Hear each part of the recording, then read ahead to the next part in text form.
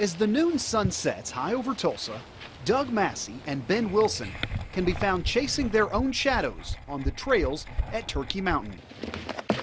Their preferred mode of travel, the mountain unicycle.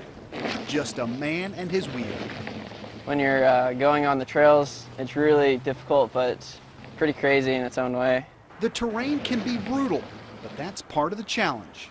I like the rough areas like this where you get a lot of the twist to it, and that's where the core workout really comes in. Now, about the only thing I can compare this to is Evel Knievel jumping the Snake Canyon.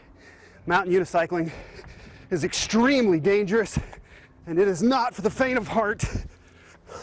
Woo! You basically learn just to let the unicycle do its own thing whenever you're about to fall and just start running away.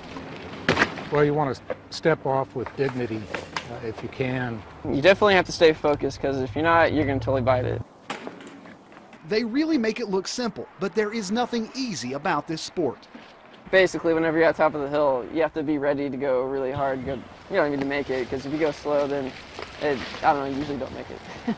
It's great, yeah. I've been down this trail 200 times probably, and there's always something new. You look at every stone, every little root.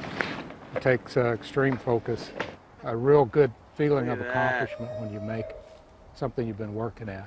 Not many people participate in mountain unicycling. You have to be okay with failure and with taking the road less traveled.